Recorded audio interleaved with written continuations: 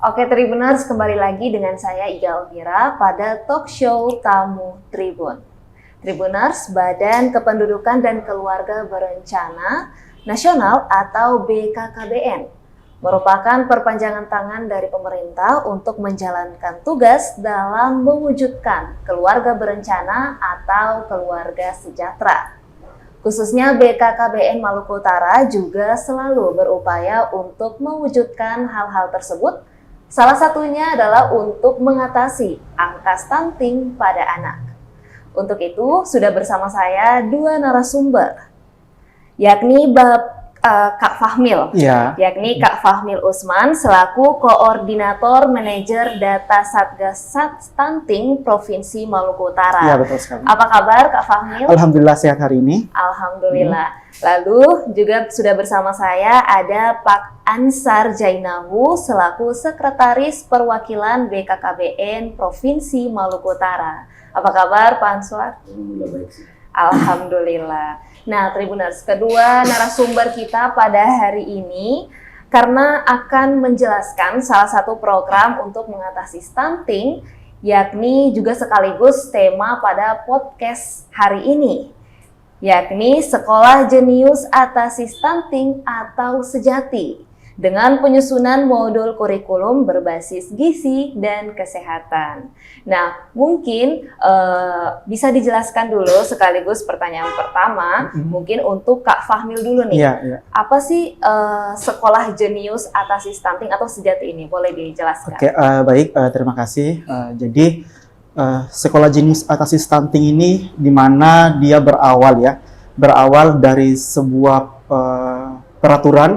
peraturan Presiden Republik Indonesia tahun 2021 nomor 72 ya. Jadi di situ dijelaskan bahwa salah satu sasaran untuk mencegah stunting itu yaitu remaja. Kenapa? Karena yang kita lihat bahwa remaja ini menjadi salah satu istilahnya generasi yang harus pada intinya mereka tuh harus memiliki pengetahuan dan perilaku dalam konteks gizi dan kesehatan. Nah, makanya itu terbentuklah sebuah sekolah jenius atasi stunting ini, di mana disingkat Sejati, yaitu berawal karena sekolah ini adalah sebuah wadah tempat untuk menuntut ilmu atau ilmu pengetahuan di situ, sehingga kenapa diambillah dengan judul atau dengan branding Sejati itu.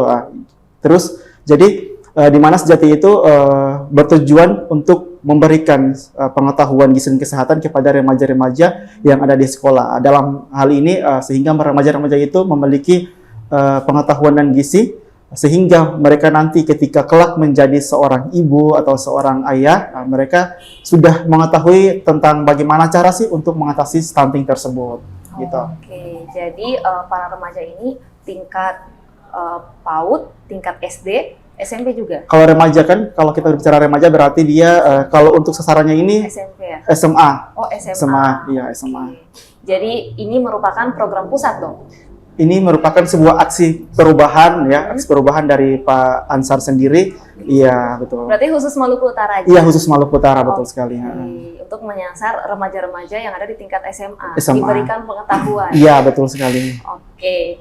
Nah, berarti boleh dijelaskan juga nih sama Kak Fahmil, ini mekanismenya seperti apa? Atau tata cara penerapannya di sekolah itu seperti apa? Oke, yang pertama mekanismenya itu kita membentuk suatu modul itu namanya modul Sejati ya. Modul Sejati itu berisikan tentang konten-konten atau materi-materi berbasis gizi dan kesehatan. Ya. Di situ ada bagaimana peran remaja mengatasi stunting, kemudian juga bagaimana remaja itu memenuhi gizi seimbang dalam dirinya, kemudian ada juga 1000 hari pertama kehidupan di dalam buku itu, dalam modul itu maksudnya. Jadi ketika modul itu sudah dibentuk, untuk mekanisme jangka pendeknya sekarang kan ada 3 jangka ya, jangka pendek sama jangka menengah sama jangka panjang gitu ya. Jadi setelah terbentuklah modul itu, maka nanti modul ini disosialisasikan kepada sekolah-sekolah, tapi sekarang itu sekolahnya baru 2 sekolah, yaitu SMA 5 Sofifi dan SMK 5 Sofifi ya Pak. Iya. Jadi setelah itu ketika terbentuknya modul dan sosialisasi itu, kita melihat apakah respon dari sekolah itu baik ya, baik. Jadi dalam kurun waktu ini responnya itu baik, sehingga ketika sudah baik responnya, maka akan mengarah ke mekanisme jangka menengah ya, jangka menengah, yaitu diharapkan bahwa ketika nanti modulnya sudah terbentuk, diharapkan bahwa ada 10 sekolah yang diharuskan untuk mengajarkan modul tersebut di sekolah. Setelahnya nanti ketika mungkin berdampak baik untuk sekolah itu sendiri, maka akan diharapkan bahwa gubernur atau instansi terkait pemerintah itu mengadakan sebuah kayak regulasi atau kebijakan mengharuskan bahwa modul ini dia harus ada di sekolah-sekolah, iya di kurikulum sekolah, betul sekali. Jadi semacam menambah mata pelajaran di Ya, SMA gitu. kalau konteksnya bukan lebih menambah ya, cuma dia berbasis kayak sebuah muatan lokal. Intinya ya bermuatan lokal, atau mungkin nanti mekanisme sekolahnya seperti apa. Tapi pada intinya modul ini diciptakan atau dibentuk untuk memberikan pengetahuan dan gizi kepada anak-anak sekolah di situ. Oke, ini menarik sekali karena memang langsung menyasar kepada remaja Iya. yang nantinya akan menjadi seorang ibu, seorang Iya, bapak, betul. dan akhirnya mereka mengerti gizi kepada anak seperti Iya, apa dan betul. mencegah stunting Iya. itu. Ini menarik sekali. Nah, jadi kurikulum atau modul ini menyasar ke tingkat SMA saja. Iya. Oke. Oke, jadi sekarang saya ke Pak Ansar dulu nih. Nah, menurut Pak Ansar dengan program tadi itu, bagaimana sih tanggapan menurut Bapak Ansar? Apakah sejati ini merupakan solusi yang baik kah? Atau mungkin sudah ada buktinya kalau ini berjalan seperti apa yang direncanakan? Apakah ini memang betul-betul solusi yang baik untuk mencegah stunting itu tadi? Oke, silakan. Baik, terima kasih. Mungkin telah dijelaskan oleh Pak Fahmi tadi mengenai seperti. Ya. Tapi saya ingin mengupas sejak ini sebenarnya Pak. Jadi perlu saya sampaikan dalam hal ini, saya selaku Sekretaris Perwakilan Pelanggan Provinsi Maluku Utara yang melahirkan sejati ini karena saya sebagai reformer di Klatim 3. Di mana di Klatim 3 itu kami bukan diperintahkan sebagai seorang kepemimpinan itu harus mampu bisa memberikan satu inovasi. Ini inovasi baru yang di Maluku Utara, ini bukan program nasional. Jadi saya berkepentingan besar, apalagi dalam Perpres itu telah menyatakan bahwa penurunan stunting itu bukan cuma satu pihak. Jadi dalam hal ini dia dan selaku koordinator percepatan penurunan stunting baik di tingkat nasional maupun di tingkat provinsi, kami bekerjasama dengan Dinas Pendidikan Provinsi Maluku Utara karena sasaran lokus kami itu pada remaja di yang SMA itu tadi. disampaikan oleh Pak Amir tadi, SMA.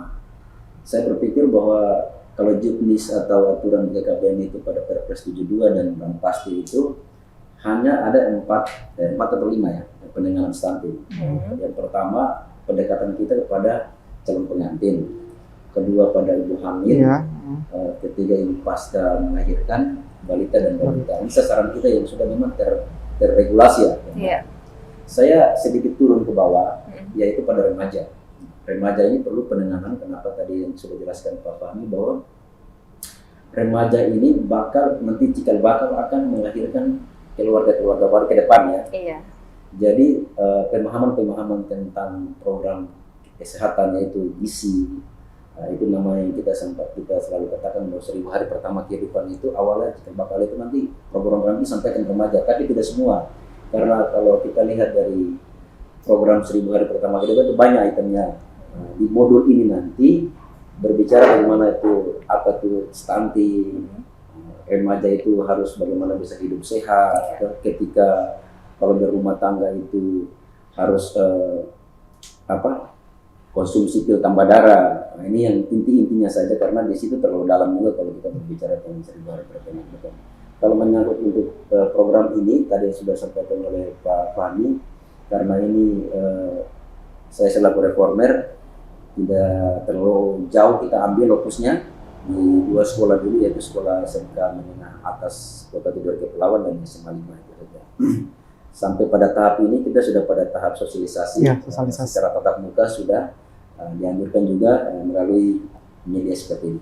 Mungkin jadi belum 2 sekolah itu sudah mulai menggunakan modul itu kan untuk diberi ke anak-anak remaja, sudah mulai diterapkan kah? Kalau untuk modul ini kebetulan kami tidak ada buku yang kami cetak, tapi sekarang kan dunia digital, kami pakai barcode. Jadi bisa juga mereka barcode langsung kebetulan kita pasang pesan-pesan di biner di sekolah, silakan bisa ambil di situ. Nah, tapi ada yang kontrol karena kami punya program genre juga ada di sekolah. Oh iya. Itu program genre itu teman-teman itu yang juga bisa menyampaikan ke teman-teman seangkatan seperti itu. Ke depan juga karena tadi yang sudah sampaikan Pak Fani, kalau di jangka menengah punya 3 jangka. Jangka sekarang jangka pendek itu masih sifatnya sosialisasi. Masih sosialisasi. Terus terbentuknya modul. Alhamdulillah modul sekarang sudah fix, sudah jadi. Jangka menengahnya itu rencanakan itu tadi 10 sekolah. 10 sekolah. Dan ke depan juga kalau bisa kita bisa keluarkan satu regulasi dari gubernur untuk menyatakan bahwa modul ini bisa dijalankan di seluruh sekolah tingkatan menengah atas di Provinsi Maluku Utara. Nah, sekarang kami juga masih melihat bagaimana perkembangan sosialisasi itu, apakah pengetahuan itu teman-teman di 2 sekolah ini berubah atau tidak. Alhamdulillah kemarin waktu habis sosialisasi secara tatap muka kita tanya tentang bagaimana antusias terhadap program ini, ternyata bagus lah. Cukup tinggi lah untuk remaja-remaja, para calon orang tua itu tadi.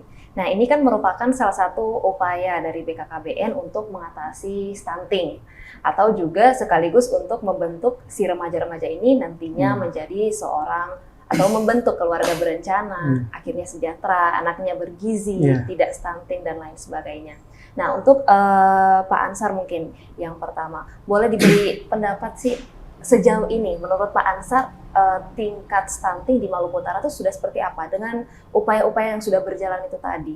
Perubahannya seperti apa atau mungkin angkanya meningkat atau menurun atau seperti apa? Silakan. Baik, terima kasih.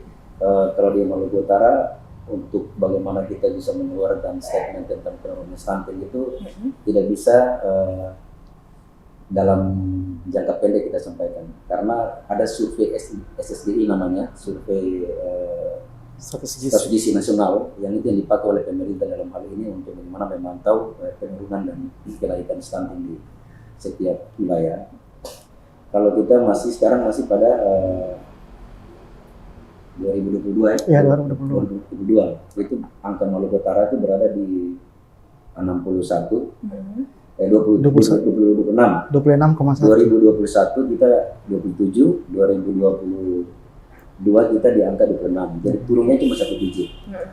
Kalau breakdown ke kabupaten kota itu bervariasi, paling turun gratis itu di Kabupaten Pulau Taliabu dan kenaikan 3 digit itu di Kabupaten Halmahera Tengah yaitu 35% dan Kabupaten Pulau Taliabu dari 35 turunnya menjadi 24%. Tapi kalau secara umum Provinsi Maluku Utara itu masih berada pada posisi 26,1%. Itu di atas nasional juga, nasional kan rendah di 24 seperti itu. Oke.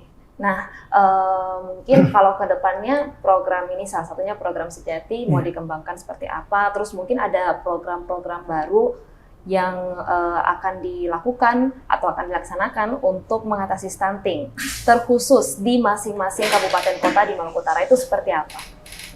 Jadi penanganan stunting ini kan kita merujuk pada Perpres 72 dan Plan Pasti, tapi kembali lagi pada penanganan di masing-masing daerah. Inovasi namanya, inovasi bebas karena namanya program kolaborasi dan konvergensi oleh setiap kementerian lembaga. Kalau kita bicara tentang data stunting di Provinsi Maluku Utara, untuk mengintervensi itu kan tidak bisa cuma pemerintah, harus mengaitkan komponen, baik mitra kerja dan lain sebagainya. Jadi saya lihat salah satu contoh di Kabupaten Pulau Taliabu, kebetulan saya pernah ke sana. Jadi sangat tinggi di tahun 2021 itu angkanya berada di tingkatan 35%. Makanya pemerintah Kabupaten Pulau Taliabu itu punya sebenarnya bukan inovasi, gebrakan. Jadi pertama-tama itu untuk penurunan stunting ini pertama-tama adalah komitmen stakeholder pemerintah tertinggi di satu daerah itu. Jadi kalau kita lihat dari struktur penanganan stunting kan ada perbupati, itu ketuanya adalah wakil bupati. Tapi kalau di Taliabu yang mengambil kendali itu adalah bupati.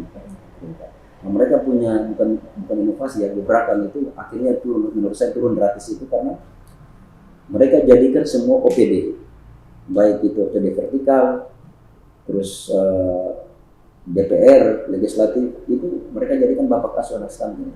Jadi di mana itu yang kita sasaran-sasaran itu mereka jadi bapak asuh supaya satu orang punya bisa 5 untuk penanganan dalam, kalau di Perpres itu cuma 3 bulan, tapi mereka tangani setengah tahun, 6 bulan memberikan makanan tambahan. Ini salah satu gerakan-gerakan pemerintah daerah kabupaten kota untuk dalam hal ini percepatan pengusutan. Saya lihat seperti itu yang saya lihat di lapangan seperti itu. Oke, jadi untuk program-program lain mungkin yang mendatang yang sudah direncanakan apa tuh? Kalau memang berawal dari kita dengan KBN itu, kenapa kita selaku koordinator percepatan pengusutan, karena berawal dari KBN ini punya program bina-bina keluarga itu. Sasaran bina keluarga itu ada bina keluarga remaja, bina keluarga lansia, dan bina keluarga balita.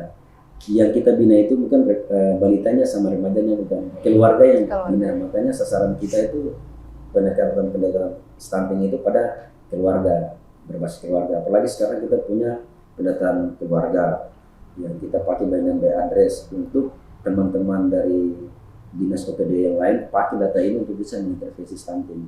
Lagi sekarang kami masuk ya Pak Fahmi, masuk di rencana ada kegiatan rakor tingkat provinsi. Kami akan bedah itu data itu untuk bagaimana data itu bisa dipakai oleh semua kementerian lembaga dalam penanganan stunting. Kalau kita bicara tentang penanganan stunting harus bicara by data dulu. Di mana nih yang lokus-lokus yang sudah ditetapkan, orangnya di mana, keluarga itu apa sudah punya sanitasi atau belum. Nah, itu harus kita bicara by data.